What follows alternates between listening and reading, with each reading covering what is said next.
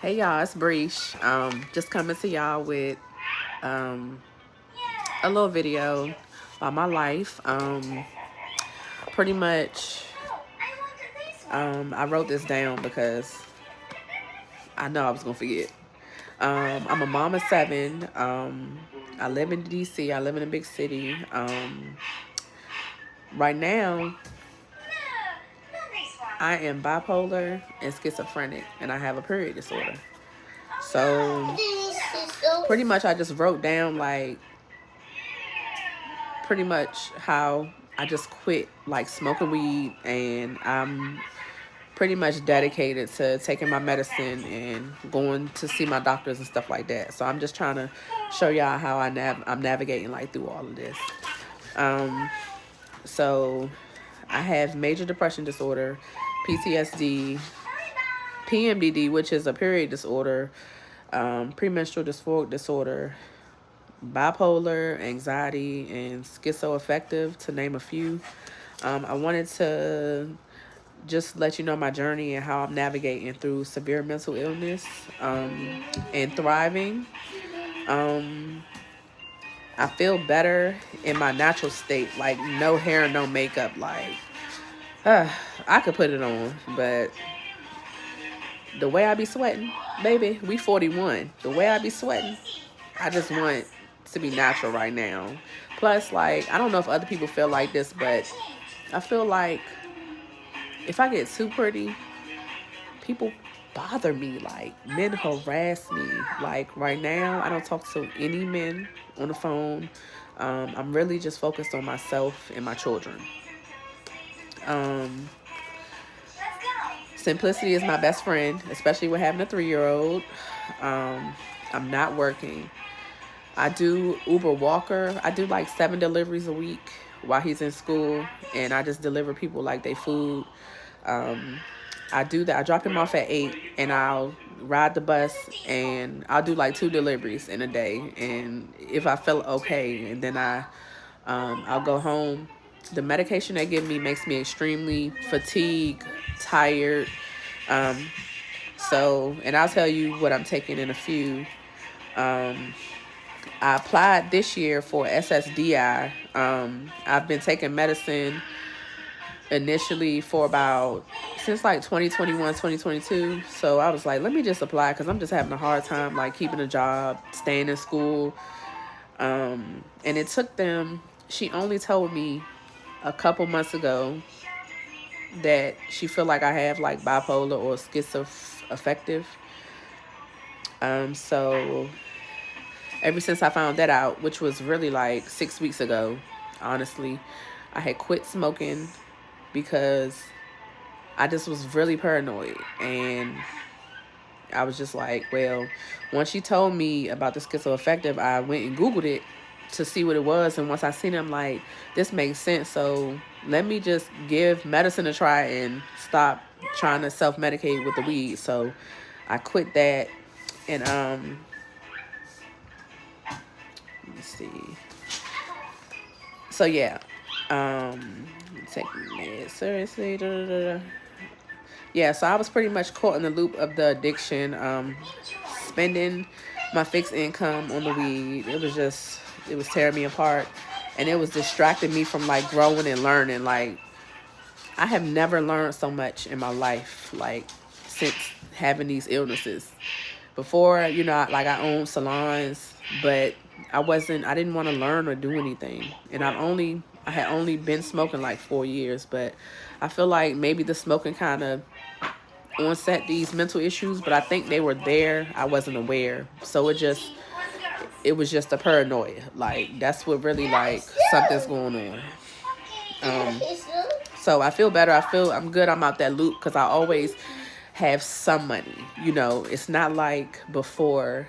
I would actually have to ask for things I needed instead of just using the money that was given to me for what I need. And so not doing that anymore. That feels really good. Not gonna say I have like all this energy and stuff because the medication makes me very tired. So I just kind of go with my body. If I'm tired, I'll come home. But I do attempt to, before I come home, I try to do like 1 delivery, maybe 2 if it's busy.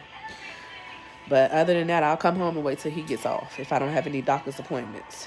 Um, at the moment, I take 300 milligrams of trazodone and 30 milligrams of Cymbalta. Stop, Blaze. Cymbalta, it causes me to be fatigued, but trazodone put me out at night. My daily routine is not really a big routine, but it's a start. So we wake up at about 6. We just kind of cut TV on phone. We don't really do much, but I try to feed him because he doesn't eat the food at daycare. So long as I feed him, we leave out about 8 something to head to daycare, and it's only on the bus. The bus is out front of my house, but it's only literally like 4 stops on the bus, so it's really convenient. It's cool living in a big city when you don't have a car. So okay, school. I typically pick him up about 3. Stop, Blaze.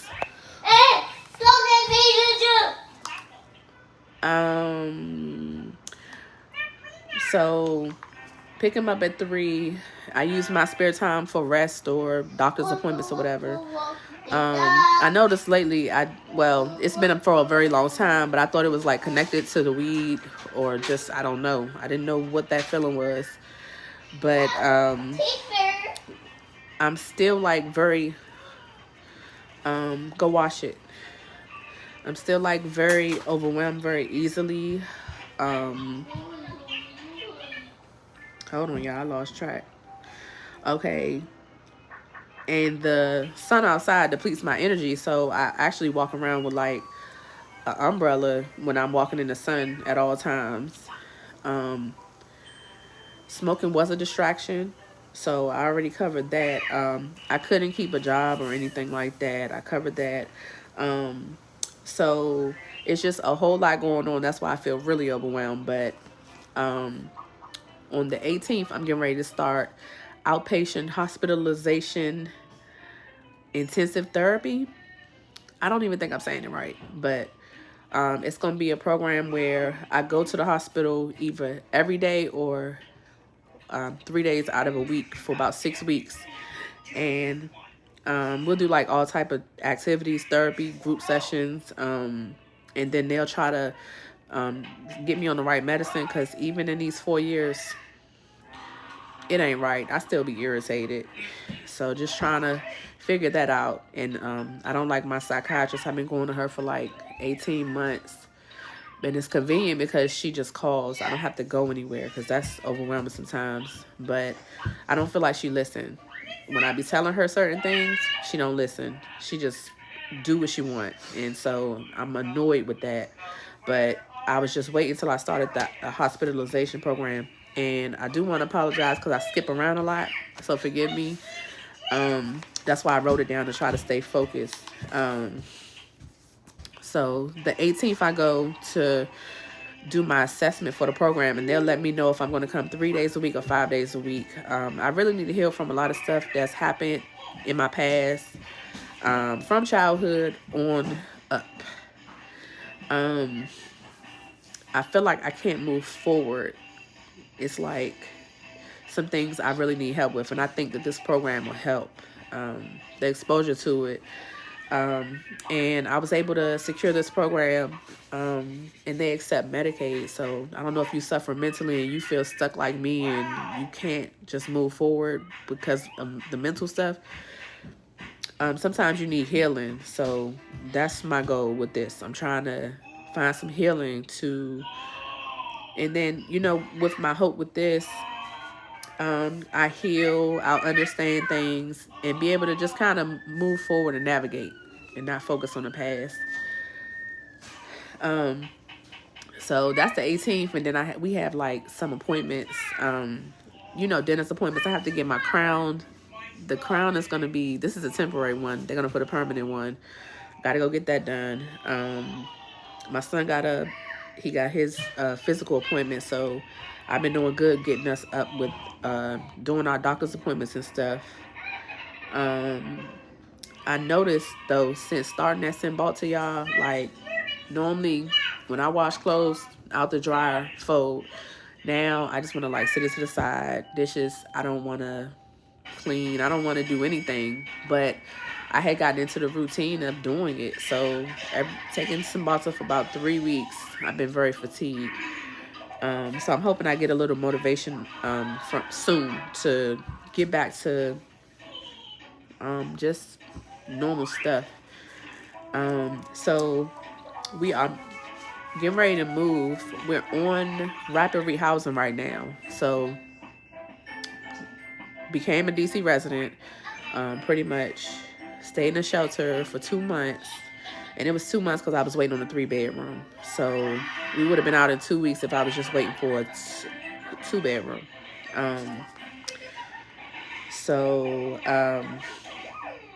This program is called Rapid Rehousing. The program I'm getting ready to go into is called Permanent Supportive Housing, PSH. And that program is where the voucher is going to be attached to the unit specifically. And as long as I'm there, I'll have that voucher. So that's going to be a blessing. It'll be different. I don't have to move in 18 months, and my rent will still be like $200 or less, or $180, because it's only like 30% of your income. Right now, income, and you're not going to believe it, and I can function with it, and I'm okay. So I have the SNAP. They give me $600 for me and the 2 kids here with me, and then they give me TANF for me and my son, and the TANF, it gives me $629 a month, so I'm getting some type of income. But I did apply for disability, so that'll give me more income soon.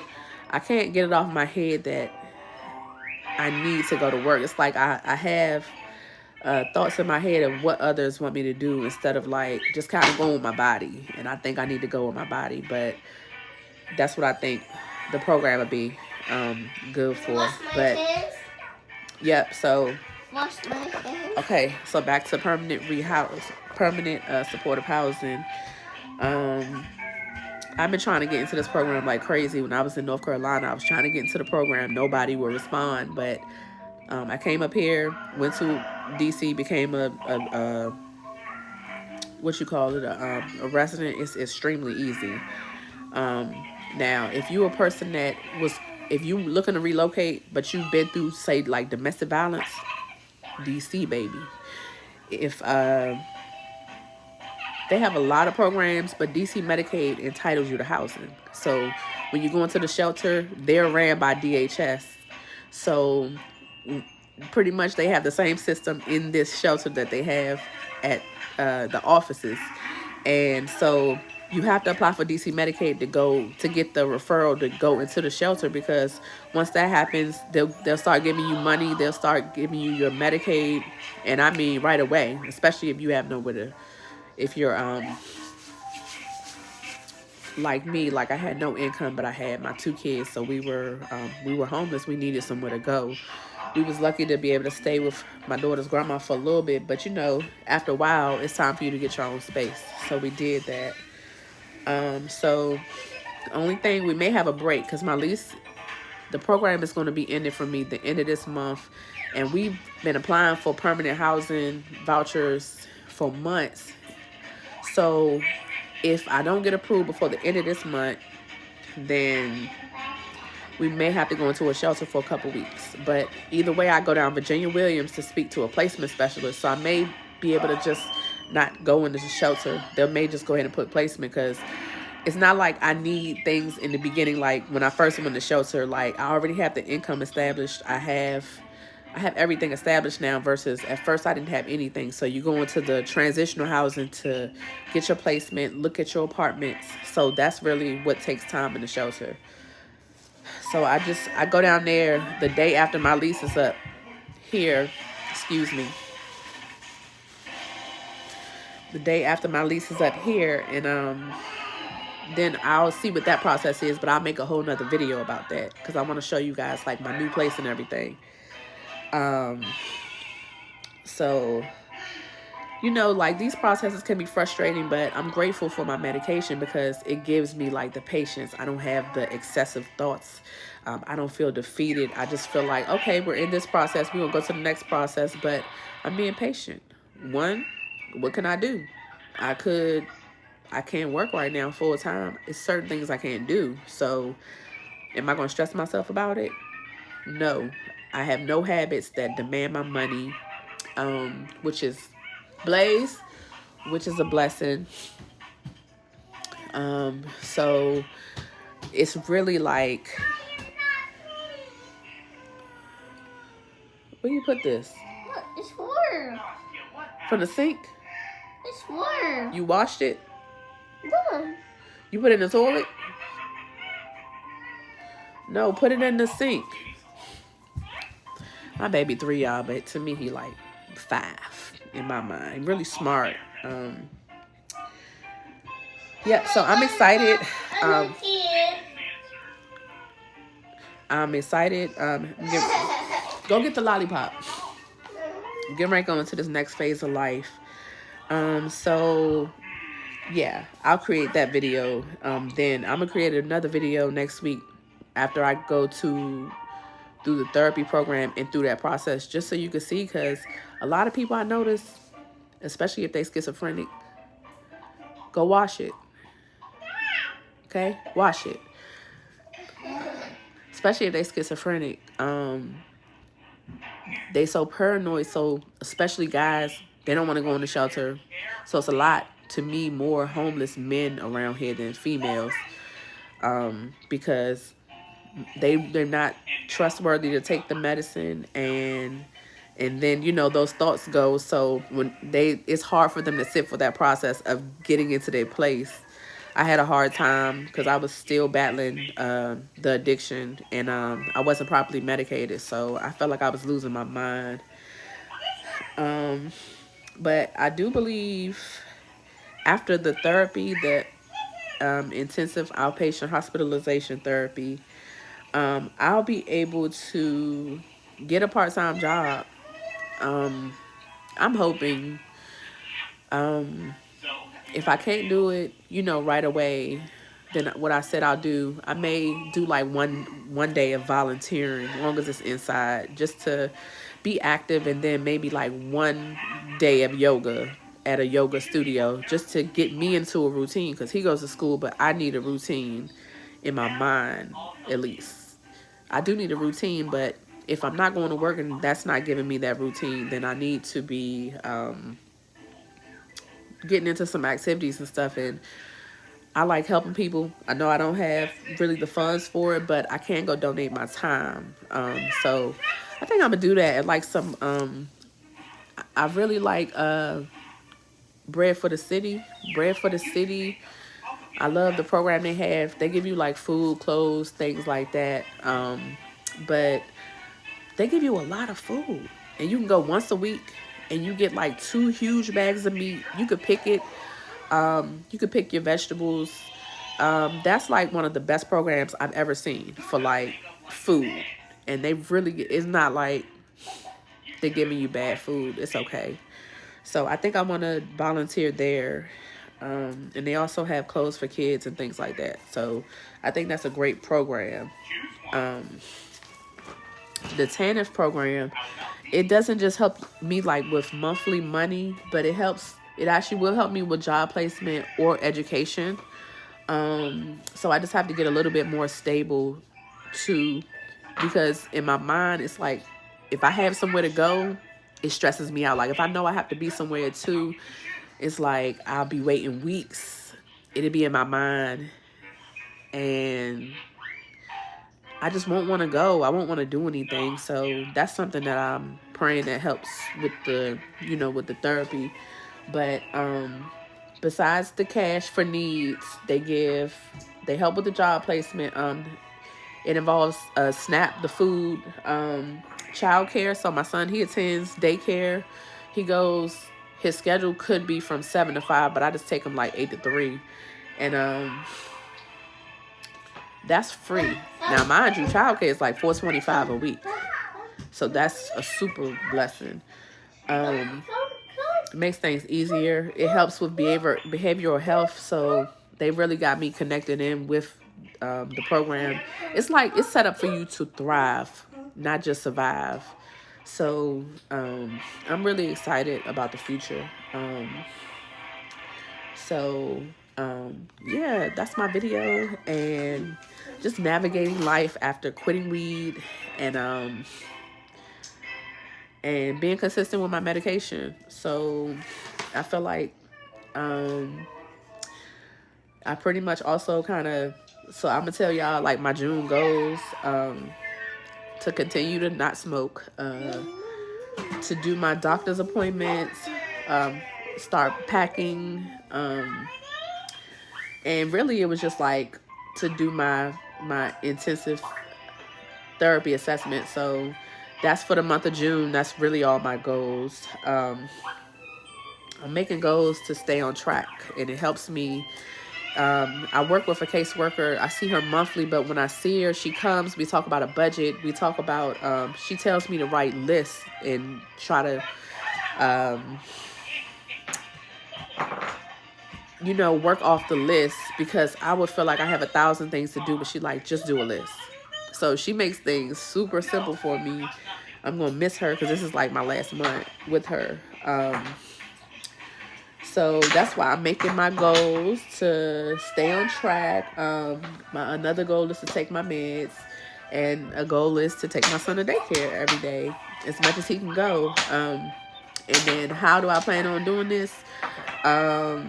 For the doctors, I'll use my Medicaid rides. You get free rides. You just have to call 3 days in advance. And then the bus. Like, we take the bus to school. So that's pretty much like me and Blaze's schedule. I have 7 kids. 2 live with me.